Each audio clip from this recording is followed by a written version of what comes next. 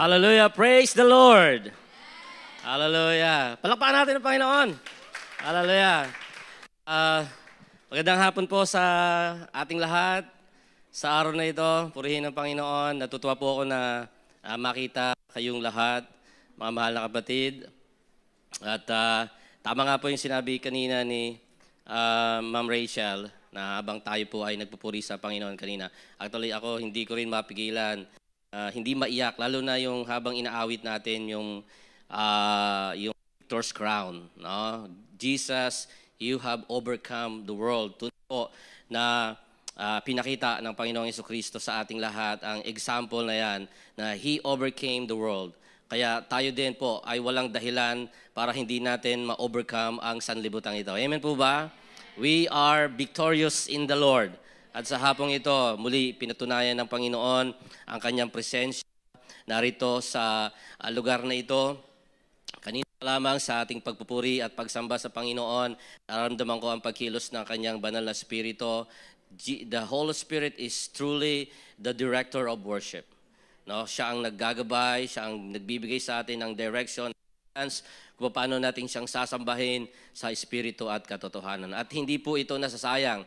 Araw-araw, sa bawat linggo na tayo ay napaparito at itinatas natin, itinatanghal natin at pinapapurihan natin ang pangalan ng Panginoon, hindi po ito nasasayang. Ang Diyos po ay nagagalak kapag ang kanya po mga anak, tayo po ay nagbibigay ng parangal sa Kanya. Maging doon po sa special number ng mga bata, natutuwa din po tayo. Ang gagaling ng mga bata, hindi lamang sila magagaling at ang cute pa, no? Purihin ng Panginoon, parang hindi kayo naniniwala. No? Praise God! Hallelujah! Ay, buti na lang, no? Gumana na. Purihin ng Panginoon. Yan, no? Blessed beyond measure. Yan po ang topic natin sa hapon na ito. Blessed beyond measure. Samahan niyo po ako sa pananalangin. Dakila at makapangyarihang Diyos, maraming salamat po sa pagkakataong ito na kami po ay muli mong pinagsama-sama, idinako sa lugar na ito upang ikaw ay purihin, sambahin sa espiritu at katotohanan. Gayon din naman, Panginoon, kami po ay nagpapakumbaba sa iyong harapan at hinihiling po namin ang iyong pong presensya at ang iyong banal na espiritu na mangusap sa bawat isa. Buksan mo po ang puso at isipan namin upang maunawaan namin ang iyong mga salita. Habang kami po ay nakikinig, nawa ang bawat salita na amin pong maririnig ngayon ay tumimo sa aming mga puso at isipan. Magamit namin sa aming pananampalataya at patuloy na paglingkod sa iyo. Pinagpala mo po ang araw nito, pinagpala mo po ang bawat isa. Sa iyo lamang ang papuri at pagsamba sa pangalan ng Panginoong Jesus. Amen. Amen. Hallelujah. Blessed beyond measure. Pinagpala po tayong lahat. Paano po ba natin yan itatranslate sa Tagalog? Somebody can translate that in Tagalog? Blessed beyond measure. Sige nga po. Pakisubukan nga natin i-translate yan. Paano ba natin yan tatagalogin? Blessed beyond measure. Yun, salamat. No? Sabi nung isa doon sa likod, sa pinakalikod, narinig ko. Kahit wala. Sabi doon ay pagpapalang hindi kayang sukatin. Tama yun, di ba? Pagpapalang hindi kayang sukatin. O kaya ay walang katumbas na biyaya. O walang katumbas na pagpapala. Sabihin nga natin na I am blessed beyond measure. Importante po, mga mahal na kapatid, na sinasabi po natin yan sa ating mga sarili. Na we are blessed, I am blessed, you are blessed beyond measure. Bakit po? Sapagkat yan po ay biblical. It is a biblical truth. Mula pa sa Old Testament hanggang sa New Testament, makikita na po ninyo yung salitang bless. God bless the people of Israel. God bless Abraham. God bless Moses. God bless Joseph. Maging sa New Testament ay makikita din natin, maging si Apostol Pablo, ipinanalangin niya ang mga Kristiyano, ang early church, ang Ephesian church, Thessalonian church, ipinanalangin niya na God bless you. No? Pagpalain kayo na Panginoon. Kaya hindi po masama na tayo po ay magkaroon ng kaisipan na, Panginoon, pagpalain mo po ako. It is not worldly to ask the Lord for blessing. It is biblical, it is spiritual that we can ask God for blessing. At mga kapatid, halata po ba sa ating buhay na tayo ay pinagpapala ng Diyos? O hanggang ngayon po ay we are still struggling? Nag-struggle pa rin tayo, hirap pa rin tayo, no, sa mga buhay, sa mga problema, mga pagsubok sa buhay natin. Are we still struggling with all of those problems and trials, difficulties in life, sickness? Mga kapatid, are we still struggling with all of those things? Mga kapatid, dapat ba intindihan natin that we are blessed beyond measure? Amen po ba? Basahin natin sa Deuteronomy chapter 28 verse 1 to 6. Before we read that, balikan lang natin yung konteksto ng Deuteronomy para malaman ng lahat ano ba ang libro ng Deuteronomy. No? Para sa ating kaalaman, ang Deuteronomy ay isa po sa 5 books na sinulat ni Moses. The first 5 books in the Old Testament. No, mayroon pong unang-unang 5 na aklat sa Lumang Tipan, and that is Genesis, Exodus, Leviticus, Numbers, at Deuteronomy. Ang tawag po sa libro na yan o sa mga aklat na yan ng Old Testament ay the Pentateuch or Torah, libro ng kasulatan. Isinulat po yan ni Moses. At ano ba yung mga nilalaman o mga tema? Bawat libro na yan, may kani-kanyang tema yan. No? Yung Genesis, diyan natin makikita yung story of creation. At diyan din natin makikita yung buhay ni Abraham, yung si Noah, at si Isaac, di ba? Makikita din natin diyan si Jacob, 12 tribes of Israel, si Joseph. Yan. And then pagdating naman natin sa Exodus, mga kapatid, makikita naman natin diyan yung mga Israelitas na sila po ay iniaho ng Diyos mula po sa Egypt patungo sa wilderness before na nakapunta sila sa promised land sa Canaan. So ito po ay sa pangunguna po ni Moses. And then sa Leviticus naman, ito ang makikita natin sa Leviticus ay mga kautusan ng Diyos. Kung sa Exodus chapter 10, makikita natin doon yung tinatawag na 10 Commandments. Yun yung general 10 Commandments. Pero pagdating natin sa Leviticus, makikita natin doon yung specific laws.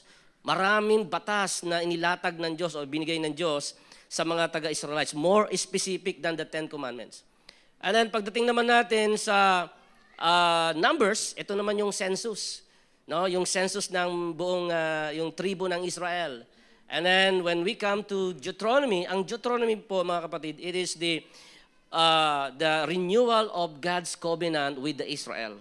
So before they enter the promised land, bago pumasok ang Israel sa promised land, ay nandun po sila sa wilderness, God spoke to Moses so that he can renew the covenant with the Israel. So yan po yung sa Deuteronomy. Makikita natin yan, Deuteronomy chapter 29, yung renewal of the covenant. Pero dito sa 28, makikita natin yung salita dito na mayroong blessing and curse. May pagpapala at meron ding sumpa. Napakahirap ng salitang sumpa, no? Parang masakit pakinggan. Sabihin na lang natin na kaparusahan, no? Parusa, almost the same, di ba? Pero there is blessing and curse in Deuteronomy chapter 28. Ano sabi roon? When you obey the Lord, or if you obey the word of the Lord, there will be obedience.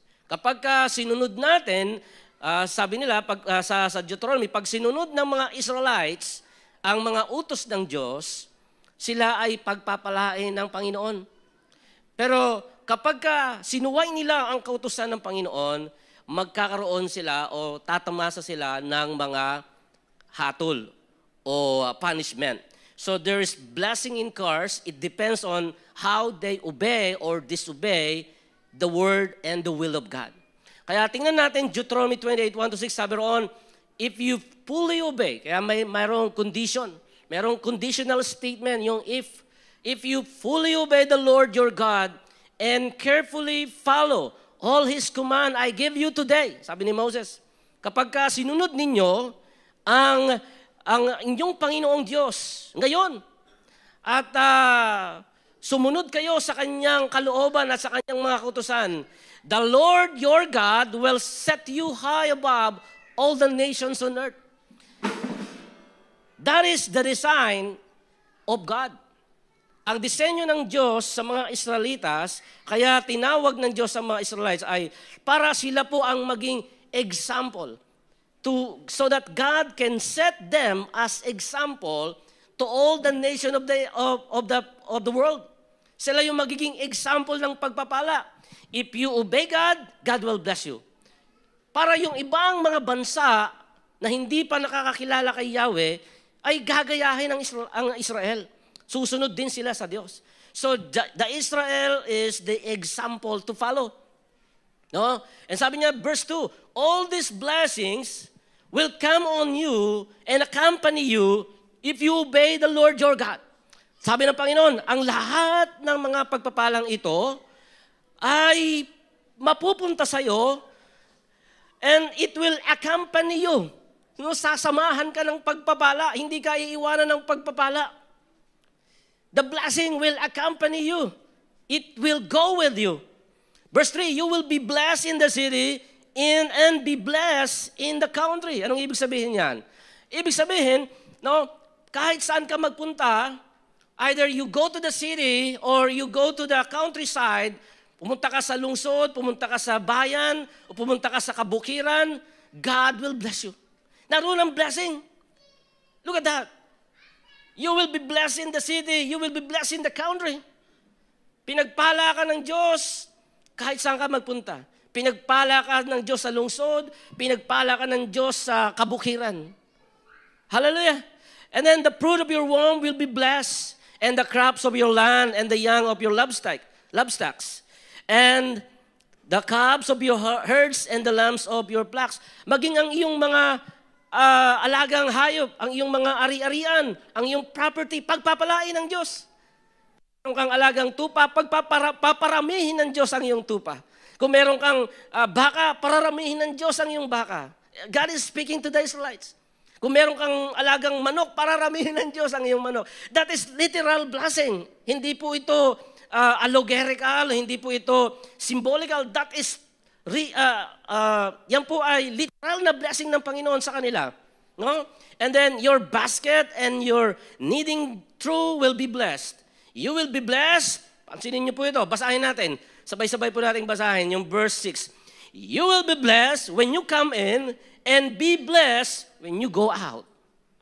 Hallelujah, praise the Lord. Nakita niyo po ba yun? That is the design of God for each and every one of us. That God wants to bless you, your life. No? Maging sa, pag sabi doon, you will be blessed when you come in. Papasok ka palang, pinagpapala ka na ng Diyos. Paglabas mo, pinagpapala ka pa rin ng Diyos. Ano ibig sabihin nyo? In all direction, wherever you go, blessing will come after you. Ayaw nyo ba nun? Ayaw nyo po ba na hinahabol ka ng pagpapala wherever you go? Pagpas mo, may pagpapala. Paglabas mo, may pagpapala pa rin. Eh bakit ang buhay natin ay parang lagi pa rin tayong nahihirapan? Bakit palagi pa rin parang may struggles? Amen? Bakit may mga pagkakataon pa rin na parang kini-question natin ang kabutihan ng Diyos? Panginoon, mabuti ka ba? Matapat ka ba, Panginoon? Pinagpapala mo ba kami? Sumusunod naman ako sa iyong mga salita. Bakit hanggang ngayon hindi pa rin natutupad yung mga pinagpipray ko? Parang wala pa rin sagot sa aking mga prayer. Have you ever asked those questions, mga kapatid? Bakit may struggles pa rin sa ating buhay? Bakit may paghihirap pa rin? There's one time yung aking pamangkin, yung anak ng aking ate, na nakatira ngayon sa Taytay. Meron siyang anak. At siya po ay call center diyan po sa bandang Ortigas sa Avenue. And kapag wala na po siyang masumbungan, no, sa akin po nagchat-chat 'yon. And then one time nagchat siya sa akin. Dito na kami nakatira. Parang mga 2 weeks ago. Nagchat siya sa akin. Ang chat niya, emoji, crying. Walang salita. Basta yung emoji lang, yung mukha lang na umiiyak. Alam niyo ba yun? No? Cry. Ang tawag doon? Ang tawag doon, emoji. Ayan, emoji. Hindi ko alam kung saan galing yung mga terminology na yan. No? So, pagka-receive ko sa chat niya, emoji, nag-reply ako. Sabi ko, bakit may cry? Anong ibig sabihin yan? Explain mo. Tapos sabi niya, Tito, sabi niya, nahihirapan na po ako sa buhay. Bakit? Kasi po, sasakay pa lang ako ng jeep papunta sa trabaho ko, iniisip ko na kagad yung sisweldohin ko sa araw na ito, pambayad ko lang ng kuryente at tubig. Imagine, nasa kalagitnaan pa lang ng buwan, pinoproblema niya na yung pagbayad sa kuryente at tubig. Hallelujah. Ilan sa inyo yung gano'n? Na nasa kalagitnaan pa lang ng buwan, pinoproblema niyo na si Judith. Sinilala niyo si Judith. Yung bayarin, kuryente, tubig, pambaon ng mga anak sa eskwela, pagkain kinabukasan, pinoproblema agad. Yung hindi pa problema, pinoproblema agad. Ilan sa atin ang gano'n, mga kapatid? Hindi niyo ba napapansin na hindi yun ang design ng Diyos? That is not the design of God for His children, for His people. Na tayo ay lumalakad sa kahirapan, lumalakad tayo parang sa kawalan. No? Na parang kinakain mo pa lang yung kanin, namumroblema ka na kung may kakainin ka kinabukasan. Hindi po ganyan ang gusto ng Diyos sa atin. Sa halip, ang kagustuhan ng Diyos, ang nais niya na makita tayo namumuhay na may kagalakan, kapayapaan sa kaharian ng Diyos. Paano gawin natin yon? How are we going to live a blessed life? Pasinin po natin, yung another verse, sabi dito, sa may 2 Corinthians 9 verse 8, sabi ron, and God is able to bless you abundantly, so that in all things at all times, having all that you need, you will abound in every good work. That is exactly the design and the perfect plan of God in our lives. Na tayo ay mag-abound in every good work. God will bless you abundantly. Anong ibig sabihin yan? God will bless you abundantly. Ibig sabihin, wala ka nang kakailanganin pa. All you need is already provided by the Lord. All you need is already supplied by God. Abundantly. Meron kang good health, meron kang kinakain araw-araw, meron kang kapanatagan sa iyong isipan. All your needs are already been provided by God. That is how good God is in our lives. Ganyan po kabuti ang Diyos sa atin. Ano sabi niya? You will abound in every good work. Ibibigay ng Diyos ang lahat ng iyong kailangan upang sa gayon, ikaw din ay maging pagpapala sa iba. You will become channel of blessing. Hindi ka nangungutang, ikaw ang uutangan. Hindi ikaw ang binibigyan, ikaw ang magbibigay. Amen? That's the design of God. That is the principle of the Bible. Pero bakit tayo naghihirap pa rin? Bakit nag-i-struggle pa rin tayo financially, mga kapatid? There's something wrong with how we walk with God. There's something wrong with how we trust the Lord. May problema po. Mayroong kulang sa lakad natin sa Diyos. May kulang sa relasyon natin sa Panginoon. Kaya tayo ay nag-i-struggle pa rin. Kaya tayo naghihirap pa rin. Alamin natin sa hapong ito. Let's continue. Next slide. Sabi doon, blessed define, or blessedness define. Let's define the word blessedness. Sa Grego, ang ibig sabihin ng blessedness ay makarios. Makarios. No? Or sa Tagalog, happy. Not happiness, but it's more on adjective. It's not a noun, but an adjective, happy. Fortunate. No? Fortunate, para bang mapalad. No? Maswerte. Although ayaw kong gamitin yung salitang maswerte. No? Kasi there's no swerte and there's no malas. Walang swerte, walang malas sa Panginoon. Mayroon lamang pagpapala. No? Walang swerte, walang malas. Kaya huwag kayong tataya ng loto kasi baka kayo swertein. Hindi po. No? Huwag kayong tataya sa sabong kasi walang swerte, walang malas. Baka malasing kayo. Okay?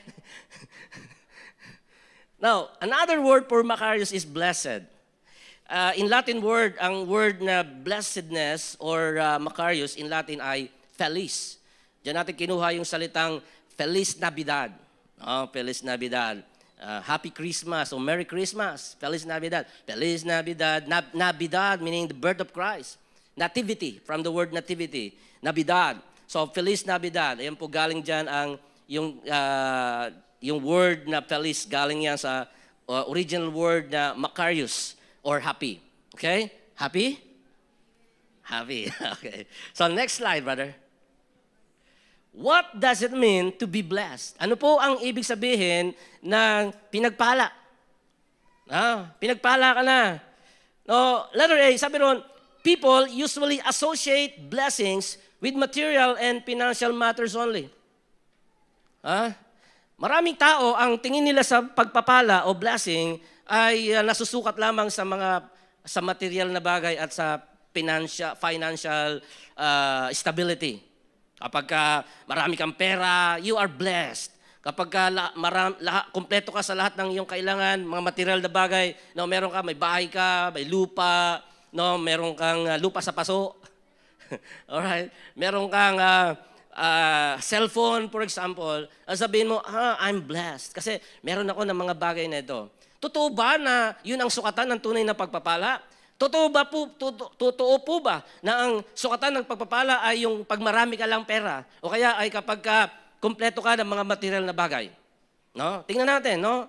Kagaya nung naalala ko yung isa kong kaibigan.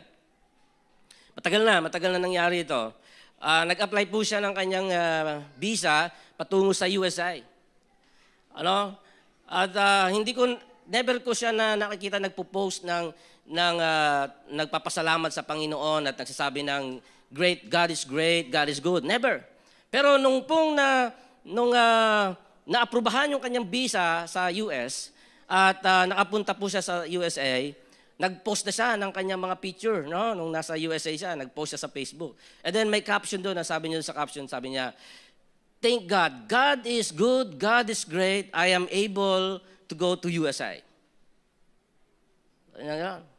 Napaisip ako, sabi ko, paano kaya kung hindi naaprubahan ang kanyang visa patungo ng USA at hindi siya nakapunta sa USA, sasabihin pa rin kaya niya na God is good, God is great? In other words, sinabi niya lang na God is good, God is great dahil nakapunta sa USA. But what about kung hindi nangyari yon, mga kapatid? Hindi nakasalalay sa mga bagay na nakakamit natin sa lupang ito ang tunay na kadakilaan at ang tunay na kabutihan at katapatan ng Diyos. God is good, God is great, God is faithful no matter what. It is fixed. You cannot change that. Kahit na kung minsan may bagyo, may baha, God is still great and good. Kahit na may problema tayo, kahit na may sakit tayo, God is still great, good, and faithful. It never changes. Hindi nababago ng ating situation sa lupang ito, sa mundong ito, ang character ng Diyos o yung quality ng Diyos, yung attributes ng Diyos. All of those things cannot change the true nature and essence of God. God will remain good, God will remain faithful, God will remain great, no matter what happens in our lives. Amen po ba? To be spiritually blessed means complete, contented, and joyful in Christ. That is the true and exact meaning of blessedness. Pag sinabi nating blessedness, ibig sabihin tayo ay kompleto kay Kristo. Tayo ay kontento kay Kristo. Tayo ay may kasgalakan kay Kristo. Amen po ba? You are complete in Christ. Kompleto ka na. Meron ka ng salvation, meron ka ng assurance of salvation, meron kang eternal life, meron kang forgiveness. No, ano pa ang hihingin mo sa Panginoon? Meron kang kapayapaan sa Panginoon. Maliban na lang kung nakikipag-away ka. No? Mawawalan ka ng kapayapaan. But the fact that Jesus Christ died on the cross and His life, His body, His blood become the ransom, naging redemption nating lahat. Nagkaroon tayo ng kapatawaran sa Diyos. We become complete in Christ. Naging kompleto na tayo kay Kristo. Ano pa ang hahanapin natin? May hahanapin ka pa ba? Wala ka nang hahanapin ka pa mga kapatid kung si Kristo ay nasa iyong puso, nasa iyong buhay. Maliban na lang kung ang ibang hinahanap mo. ibang hinahanap mo, hindi si Kristo. No? Si Christian. O kaya si Christy. Mga kapatid. But when Jesus Christ is in your life, you are already complete. You should be contented. Merong contentment, may kakontentuhan. Kontento ka. Satisfied ka. And you have joyfulness in your life. May mga taong hindi kontento, maging sa pera, no? Kumita ng 500 pesos, sasabihin niya, oh, 500 pesos, ang liit niyan, hindi yan enough. No, gusto ko 1,000. Kumita ng 1,000, sasabihin niya, hindi ako masaya sa 1,000, I need 2,000.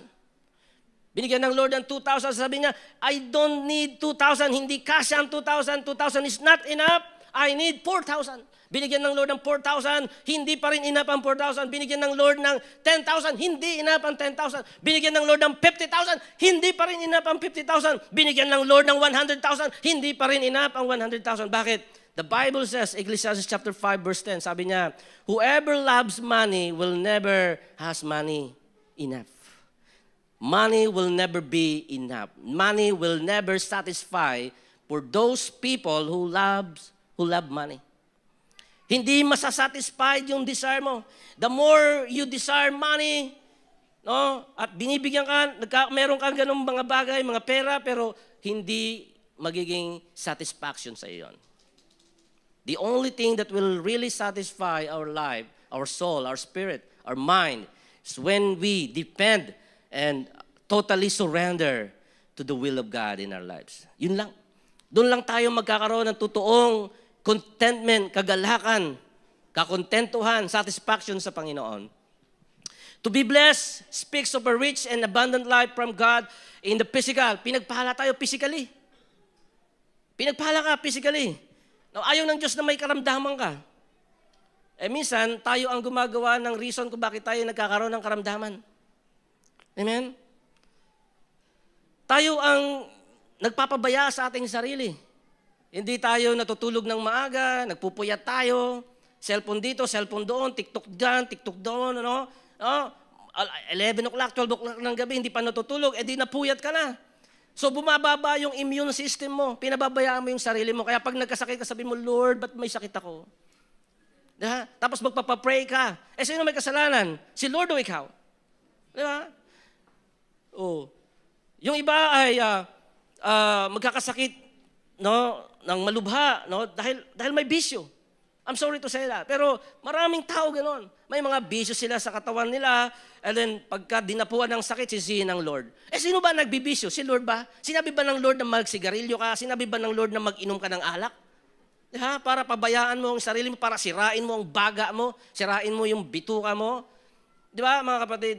Pero totoo yung sinasabi natin na yan. Tayo mismo ang sumisira sa ating sarili. Kaya pag nagkasakit tayo, we blame God. No? But God wants you to have a very blessed physical body.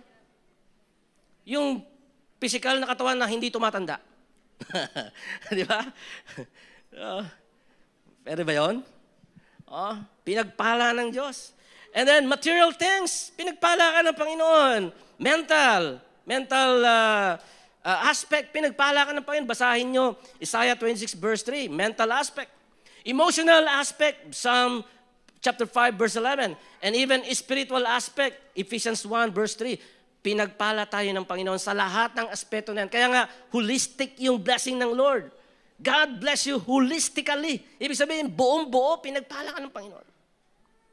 Okay?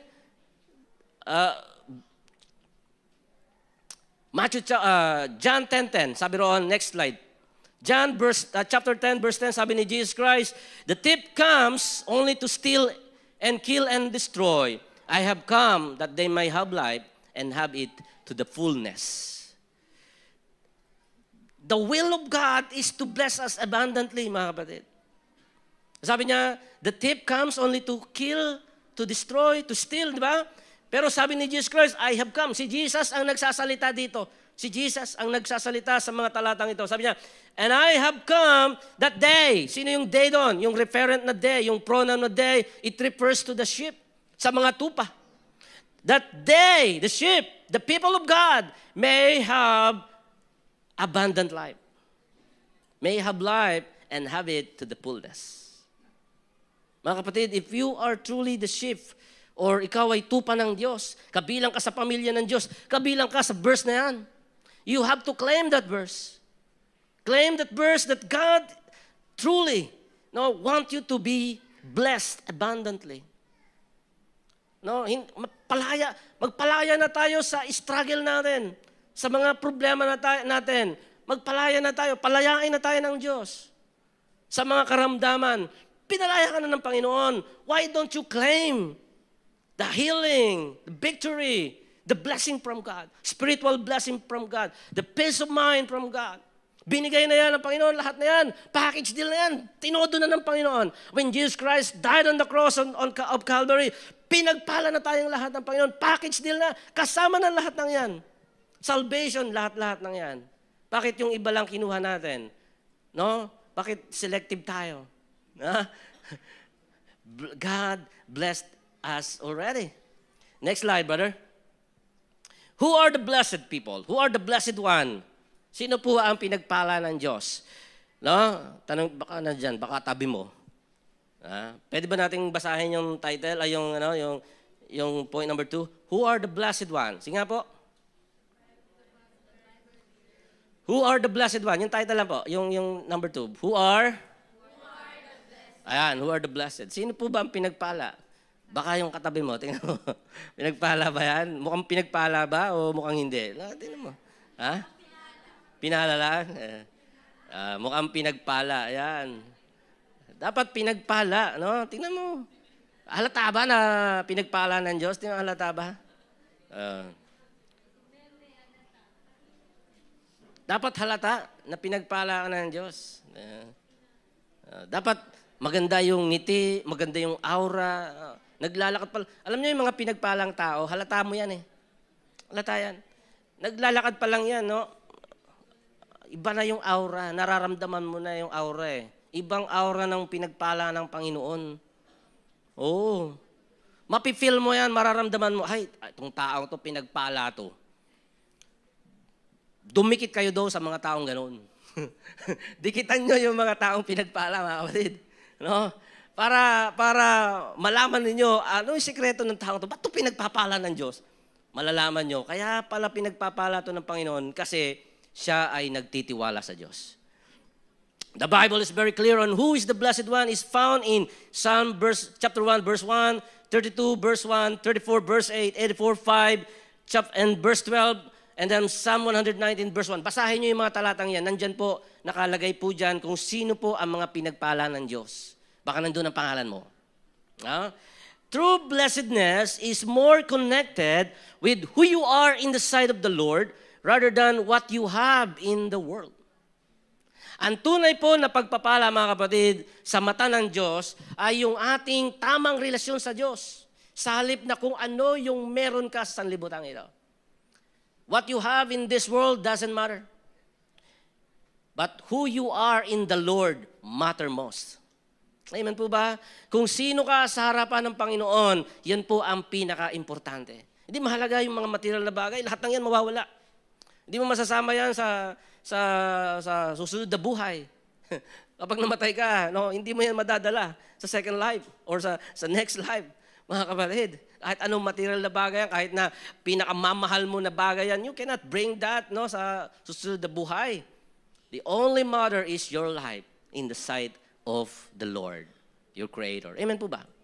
Next slide. Sabi diyan, Jeremiah 17 verse 7, but blessed, ito na yung tanong namin kanina, who is the blessed one? Sino daw ang pinagpala? Ito po, mga kapatid, ang sagot. But blessed is the one who trusts in the Lord, whose confidence is in Him. Sino ang pinagpala? According to Jeremiah 17:7, the one who trusts the Lord. That's it. Magtiwala ka sa Diyos, pinagpala ka. Namumuhay ka na may pagtitiwala sa Diyos, may pananampalataya sa Panginoon, pagsunod sa Panginoon, nasa iyo ang pagpapala. Just trust the Lord. Mahirap bang gawin yon? Mahirap bang magtiwala sa Panginoon? Kung minsan nga nagtitiwala tayo sa tao, binibigyan natin yung tiwala natin sa tao, tapos iniiwan tayo. Diba? Pero bakit hindi tayo magtiwala sa Diyos? Na kahit kailan ay hindi tayo iniwan. At kahit kailan ay hindi tayo pinabayaan. Hallelujah, praise the Lord. pati hindi natin palapakan ng Panginoon. Ina. Hallelujah. God bless you when you trust Him. When you surrender your life to Him. Nakikita ng Panginoon kung sino yung nagtitiwala sa Kanya eh. Alam niyo po ba yun? Tinitingnan ng Diyos, sino nagtitiwala sa akin? Ito. Ito hindi na nagtitiwala sa akin. Okay, diyan ka muna. Ito nagtitiwala sa akin, pagpapalain ko to. Ganyan eh. Ganyan po. Biblical. Nakikita ng Lord how we put our trust in Him. Next slide, brother. How can we be blessed? Paano daw tayo pagpapalain maliban doon sa pagtitiwala? Blessedness comes when our lives are rooted and grounded in God and His Word. Joshua chapter 1 verse 8 to 9, sabi niya, do not forget the law of the Lord or this book of the law. Meditate it day and night so that you will become prosperous in your life, in whatever you do. Joshua chapter 1, 8 to 9. No, dili-dilihin mo, wag mong kalimutan ang aklat ng kautusan. Basahin mo ito, pag-aralan mo ito, nang upang sa gayon ikaw ay maging matagumpay, successful sa iyong buhay. Ano yung tinutukoy diyan na word? No, meditate upon this word. This word, ito po, mga kapatid, this Bible. This book is not a religious book. Hindi po ito religious book. This is not a religious book. Many people think that the Bible is a religious book. No, it is not. The Bible is a manual for life. It is a manual for life. It is the constitution of the kingdom of God. If you read it, study the Word of God, study the constitution of the kingdom of God, study this day and night, you will discover the principle so that God will bless you. Narito ang susi ng pagpapala ng Diyos. It is hidden. The treasures in life is hidden in this book, in the Bible. This is not religious. Hindi ito relihiyoso lang na libro. Ito ay manual of life. The principles on how God will bless you is in here. Is hidden here. Kaya po pag-aralan niyo po ito, basahin niyo po ito. Be grounded sa salita ng Diyos. Be rooted in the Word of God. Mga kabataan, lagi ko sinasabi ito sa ating mga kabataan, sa ating mga young people. Always read the Bible. And if you can buy your own Bible, please buy Bible. Oh.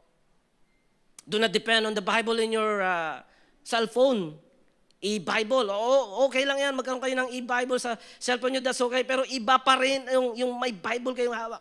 Dalhin nyo to wherever you go. You go to school, bring your Bible in your school. You go to work, bring your Bible in your work. Mga kapatid. And then, pag wala kayong ginagawa, basahin yung Bible. Wala nang oras para mag-aral pa ng ibang bagay o aksayahin nyo yung oras nyo sa ibang bagay. Read the Bible. Amen po ba? Read the Word of God. The condition, you know you're blessed when your conscience is clean and at peace with God and man. Acts 24:16, 1 Timothy chapter 1, verse 5. Ibig sabihin, alam mo na pinagpala ka ng Panginoon kapag yung alam mo sa conscience mo na ikaw ay may kapayapaan. You are at peace with God and with men. Meron kang kapayapaan sa Diyos at wala kang kaaway. Kaya hindi po maganda yung may kaaway. Nawawalan ka ng kapayapaan. Amen? Oh, if people mistreated you, that's okay. Jesus Christ also experienced the mistreatment. If people ignore you, that's okay. Jesus Christ was also ignored when He was here on earth, physically. Your value doesn't change when people look at you as, when people treat you as less of value. Pagka tiningnan ka ng ibang tao na wala kang value, hindi ka importante, that's okay. That is their opinion. Pero sa mata ng Panginoon, you are most valuable. It doesn't change. So, huwag kang makikipag-away. Always be at peace with people. Always be at peace with God and with other people. Amen? Sa church, sa school, sa community, always be at peace with people. Next slide. Ang sabi po dyan, Matthew chapter 6 verse 33, seek first the kingdom of God and His righteousness, and all these things shall be added unto you. Alam niyo, maraming tao ay nagtatanong, paano ba akong pagpapalain ng Diyos? How can I be blessed? Paano ba akong pagpapalain? Paano ko makikuha ang pagpapala? And you know what they're doing? They are running after the blessing. Nakita ang blessing, hinahabol yung blessing.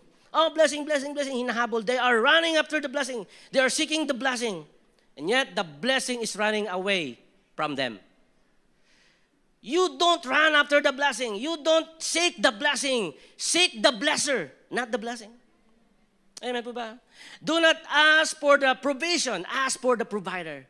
Seek for the provider, not the provision. Amen po ba, mga kapatid? Do not seek for the gift. Seek for the giver of gift. Hallelujah. Mapapahaba ako ng sermon nito. May mga nag-i-amen eh. Praise God. Sabi dito, Matthew 6:33, seek the kingdom of God and all His righteousness. Unahin mo muna ang kalooban ng Panginoon sa buhay mo. Kaya ka hindi pinagpapala kasi hindi mo inuuna ang Diyos. Inuuna mo sarili mo. Inuuna mo yung paglalakwatsa mo. Inuuna mo yung pamamasyal mo. Inuuna mo yung trabaho mo. Inuuna mo yung labada mo, labahan mo. Hindi naman mawawala yung labada. Pagbalik mo, labada pa rin yun. Babantayan mo yung bahay mo kasi, ay pastor, di ako makakasima. Bakit? Walang tao sa bahay. Hindi naman naalis yung bahay mo. Amen? Totoo yung sinasabi natin dito. Hayaan mo yung bahay mo. Magsimba ka. Makinig ka ng salita ng Diyos. Pag uwi mo sa bahay mo, hinahabol ka ng pagpapala. Hallelujah. Amen? Seek the kingdom of God in your life. Next slide. Fundamental truths about blessedness. Ito po, tandaan po natin ito. Malapit na tayong matapos, mga kapatid. 3 oras pa. It is God's intention to bless His people. Amen? Naniniwala ba kayo dyan? Intensyon ng Diyos na pagpalain kayo. Hindi niya gusto na tayo ay pahirapan. God's intention is to bless His people. Number 2, obedience is the fundamental condition to blessedness. Or let's say, blessedness is the result of obedience. When you obey God wholeheartedly, there's no reason for God to hold back His blessing in your life. Pagka tayo ay sumusunod sa Diyos, mga mahal na kapatid, walang dahilan para hindi ka pagpalain ng Panginoon. Amen? God blesses you so that you may be abound in every good work. Pag pinagpala ka ng Panginoon upang sa gayon, ikaw din ay maging pagpapala. Next slide. Deuteronomy 28:1 and 2, nireview lang natin.